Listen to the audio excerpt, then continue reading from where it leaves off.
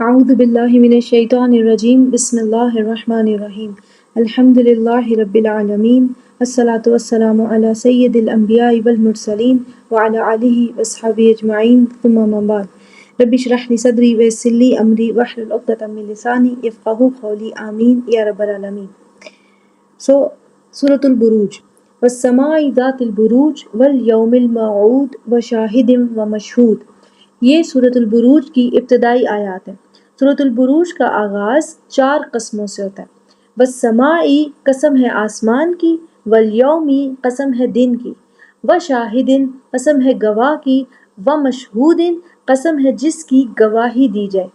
ابن عاشور رحمہ اللہ اپنی کتاب تفسیر التحریر و تنویر میں لکھتے ہیں کہ قسمیہ انداز سے کلام کا آغاز کرنا اس بات کی طرف اشارہ کرتا ہے کہ جو بھی الفاظ قسم کے بعد آئیں گے وہ بہت اہمیت کے حامل ہیں. اپنی بات کو وزن دینے کے لیے عرب لوگ قسم سے کلام کا آغاز کیا کرتے تھے تاکہ سننے والا کہنے والے کی بات کو دھیان سے سنے. جس چیز کی قسم کھائی جائے اسے مقسم بہی کہتے ہیں، اور جس بات کو وزن دینا ہو، تاکید دینی ہو، اسے مقسم علیہ کہتے ہیں. جواب القسم بھی کہہ دیتے ہیں، ایک ہی بات ہے. قسم کے الفاظ لانے کا اصل مقصد جواب القسم کو تاکید دینا، وزن دینا. ان قسموں کو پہلے سمجھتے ہیں، پھر جواب القسم کو بھی ڈسکس کریں گے. پہلی قسم ہے والسماء ذات البروج، قسم ہے آسمان کی. اور آسمان کی کیا خوبی بیان ہوئی؟ ذات البروج، قسم ہے آسمان کی جو بروج والا ہے. بروج کا لفظ باراجا سے ہے. لغت میں، عربی لغت میں باراجا کا معنی ہوتا ہے کل ظاہر مرتفع فقط باراجا. ہر شے جو ظاہر ہو، پرومیننٹ ہو، بلند ہو، اس کے لیے باراجا کا لفظ استعمال کیا جاتا ہے. تبرج یعنی اظہار زینت، عورت کے لیے استعمال ہوتا ہے، یعنی خوب سج سنور کر پرومیننٹ نظر آنا. چونکہ یہاں قسم آسمان کی ہے، آسمان کے بروج اس کے نجوم ہیں. والسماء ذات البروج، قسم ہے آسمان کی جو تاروں سے بھرا ہوا ہے، جو تاروں سے پرومیننٹ ہے، ڈیکوریٹڈ ود سٹارز. واضح طور پر یہ آسمان کی آج کی حیت کی طرف اشارہ ہے. اس سے قبل جو صورتیں گزری ہیں وہاں متواتر آسمان کی ٹوٹ پھوٹ کی طرف اشارہ تھا، یعنی قیامت کے قائم ہونے کا.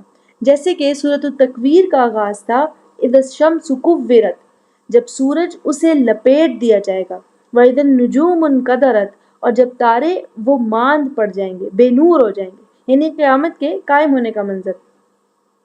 اسی طرح سورۃ الانفطار کا آغاز تھا اذا السماء انفطرت، جب آسمان کا نظام ٹوٹ جائے گا، وَإِذَا الْكَوَاكِبُ انتثرت، اور جب تارے بکھر جائیں گے، یعنی اپنے اپنے مدار سے نکل جائیں گے. ظاہری بات ہے تاروں کا اپنے مدار سے نکلنا اور آپس میں ٹکرانا قیامت کے قائم ہونے کا باعث ہے.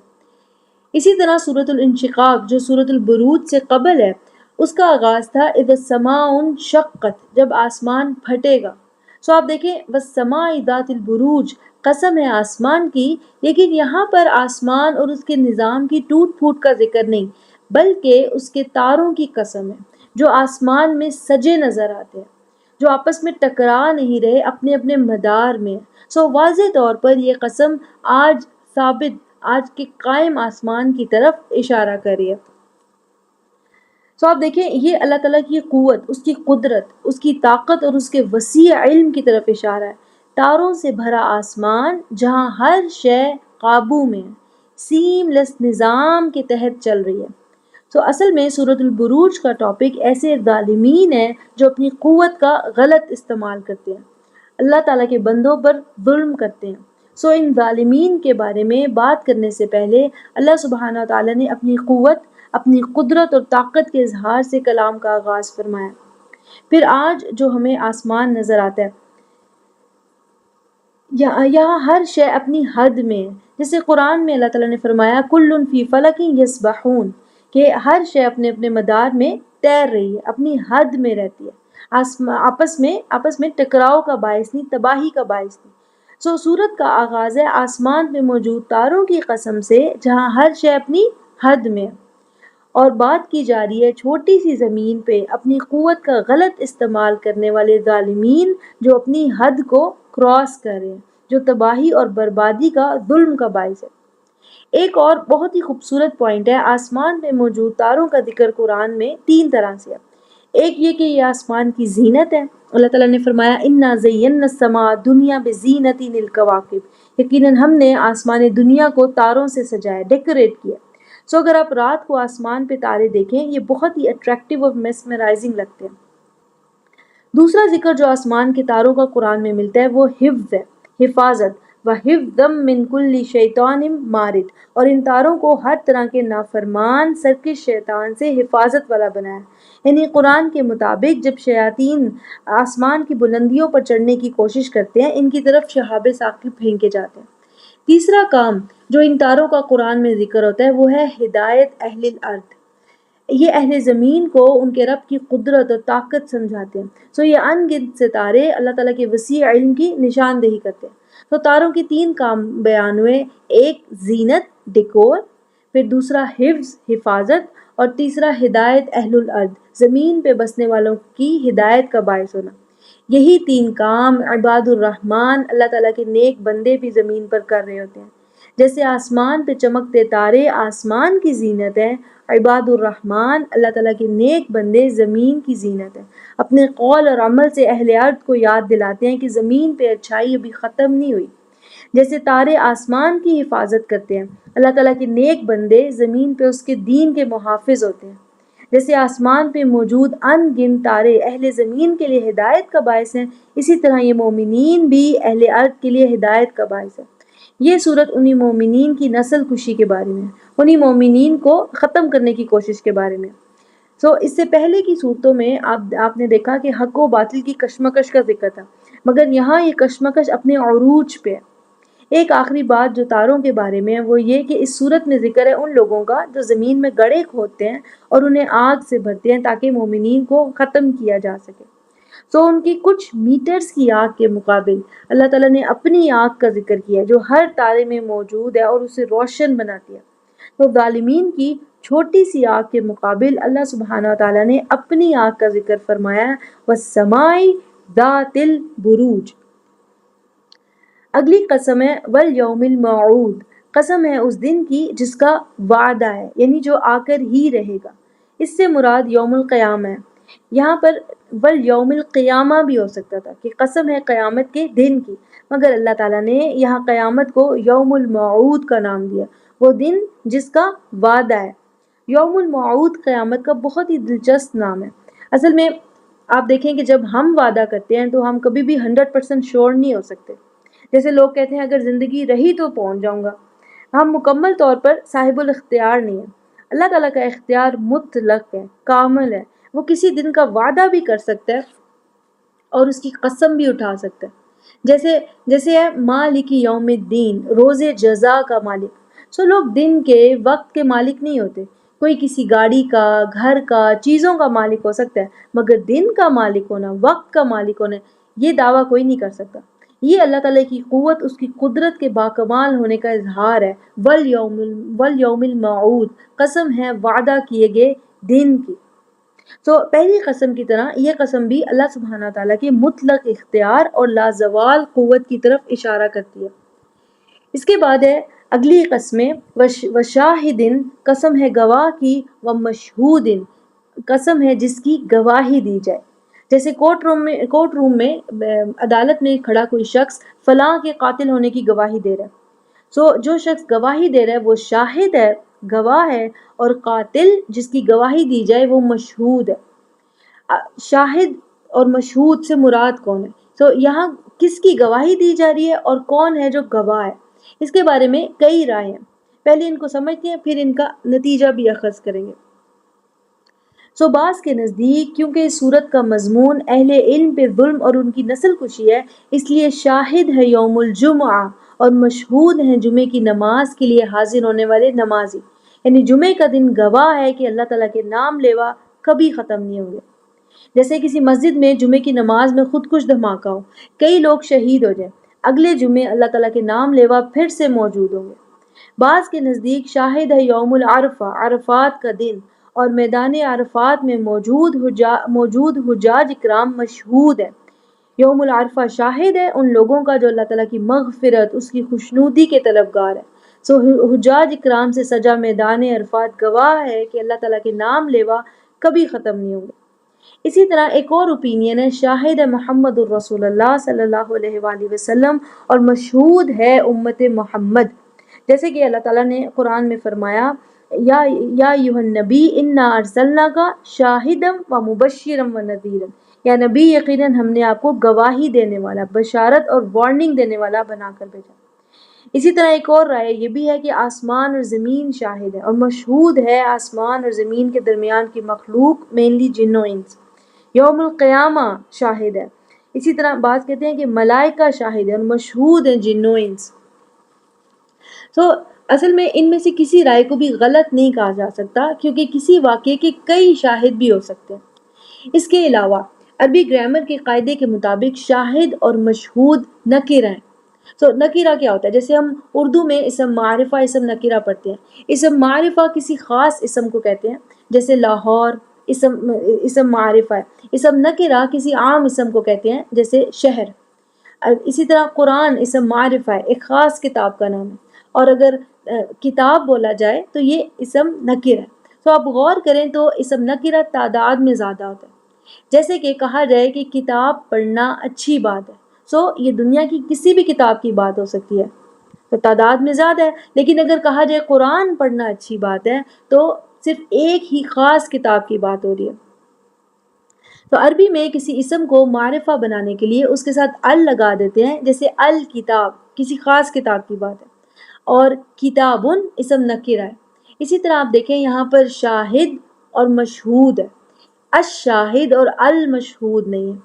اسی لیے مفسرین ان تمام آراء کو صحیح مانتے ہیں، یعنی کہ وہ کہتے ہیں کہ سب کی سب پاسبلٹیز ایکسیپٹیبل ہیں، اور سب سے مشہور اور دل کو لگنے والی رائے ہے کہ شاہد ہے اللہ سبحانہ تعالیٰ، خود اللہ تعالیٰ گواہ ہے، اور مشہود ہے کل مخلوقات، وہ خود تمام مخلوقات کا گواہ ہے، یعنی اللہ تعالیٰ خود گواہ ہے تمام مخلوقات کا، اس کا علم، اس کی قدرت سب پر حاوی ہے۔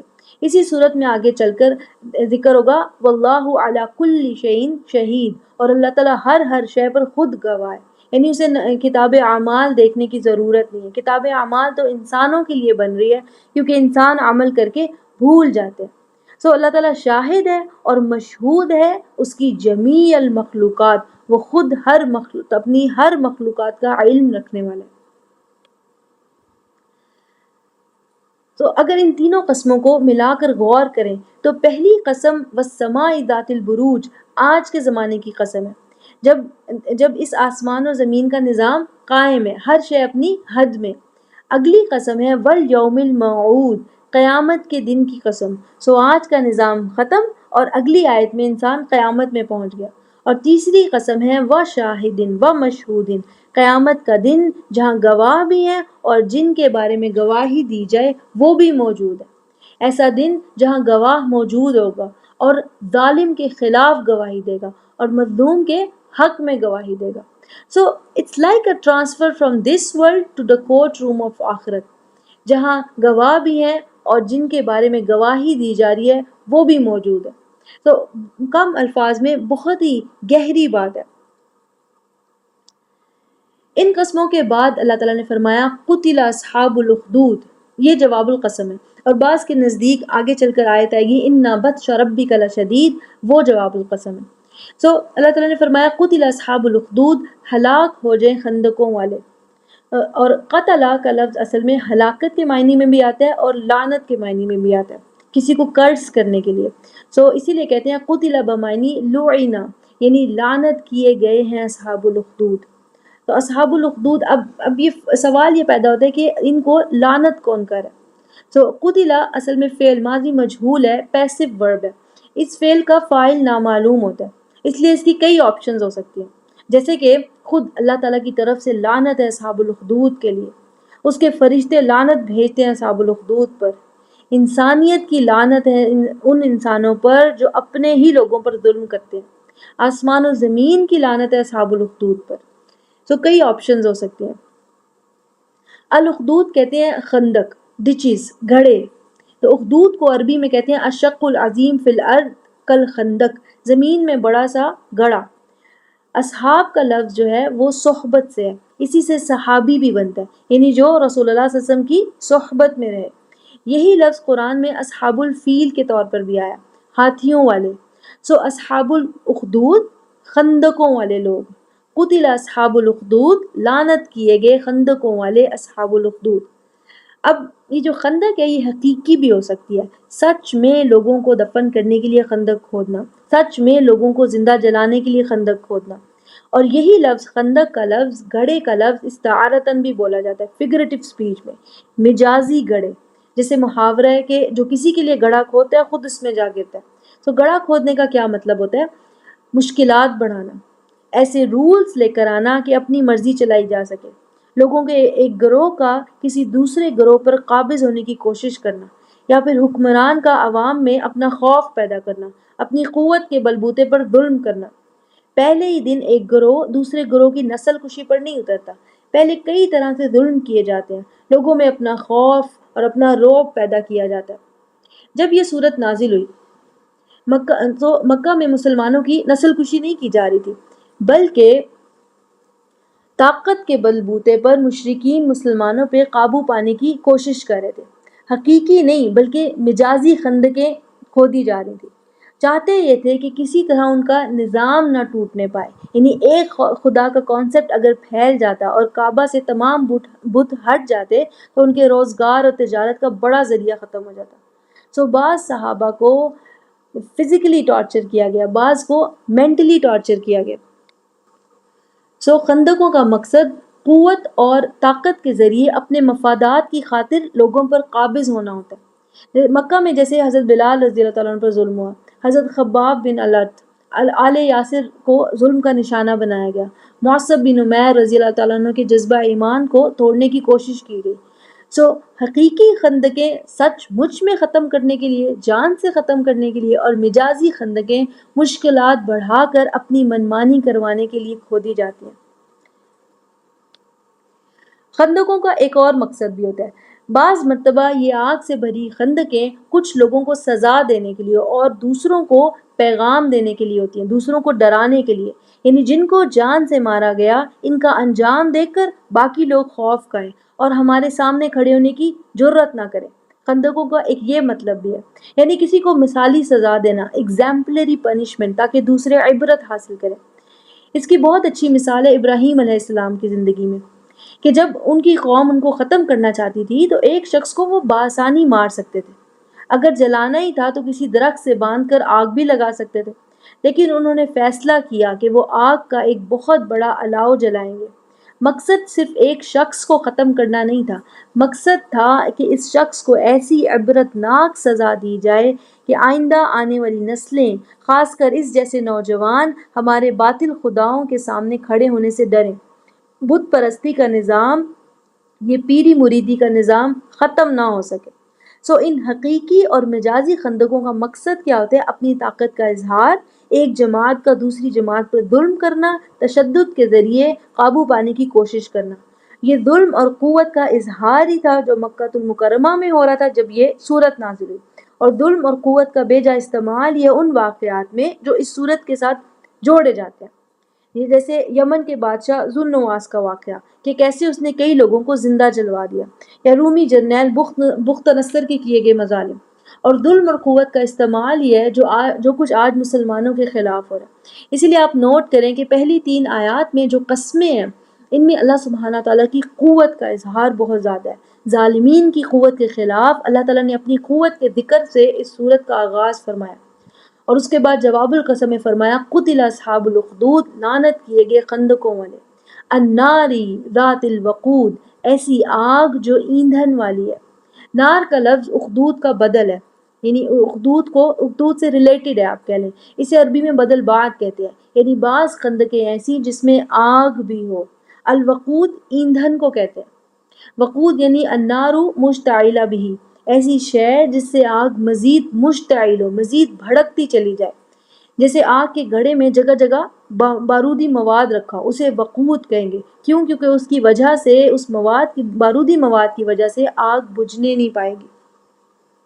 سو الناری ذات الوقود، خندقوں میں خندق بھی وہ جو آگ کے ایندھن سے بھری ہو، یعنی سیلف فیول فائر. اذ ہم علیہ قعود، وہ یعنی خندقوں والے ان خندقوں کو آگ سے بھرنے والے خود اس آگ پر بیٹھے ہوتے ہیں، یعنی اس کی حفاظت کر رہے ہوتے ہیں کہیں یہ آگ بجھ نہ جائے۔ وَهُمْ عَلَى مَا يَفْعَلُونَ بِالْمُؤْمِنِينَ شُهُودٌ، اور وہ جو کچھ بھی مومنین کے ساتھ کر رہے ہوتے ہیں خود اس سب کے گواہ ہیں، یعنی جو کچھ بھی وہ مومن مردوں کے ساتھ، مومن عورتوں، بچوں کے ساتھ کر رہے ہیں، جو جو ظلم کر رہے ہیں، حتیٰ کہ انہیں زندہ جلا رہے ہیں، وہ خود اس سب کے گواہ ہیں، اپنی آنکھوں سے اسے دیکھ بھی رہے ہیں۔ So it's like they are cherishing their victory, their strength, their قوت۔ تو ان 4 آیات میں آیت نمبر 4 سے 7 میں اللہ تعالیٰ نے ان ظالمین کے دل کی سختی بیان فرمائی ہے۔ نمبر 1 کہ یہ وہ لوگ ہیں جو اصحاب الاخدود ہیں، دوسروں کے لیے گڑھے کھودنے والے۔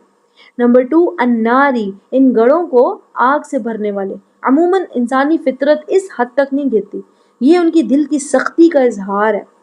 پھر اللہ تعالیٰ نے فرمایا آگ بھی وہ الناری ذات الوقود، جو ایندھن سے بھری ہے، سیلف فیولڈ ہے۔ لیکن اس سے بڑھ کر فرمایا کہ اس سے بھی ان لوگوں کی تسلی نہیں ہوتی۔ اذ ہم علیہا قعود، یعنی آگ پہلے ہی ایندھن سے بھری ہے لیکن یہ پھر بھی اس کی حفاظت کو بیٹھے ہیں کہ کہیں یہ آگ اپنا کام مکمل کیے بغیر ختم نہ ہو۔ اور پھر بد سے بدترین وَهُمْ عَلَى مَا يَفْعَلُونَ بِالْمُؤْمِنِينَ شُهُودٌ، یہ ان کے جبر اور نفرت کی انتہا ہے کہ جو کچھ وہ مومنین کے ساتھ کر رہے ہیں وہ خود اس پر گواہ بھی ہیں، خود دیکھ بھی رہے ہیں۔ They are literally enjoying it۔ یہاں پر آیت نمبر 1 to 7 کمپلیٹ ہوگی۔ بارک اللہ علی ولکم فی القرآن الحکیم۔ السلام علیکم ورحمۃ اللہ وبرکاتہ۔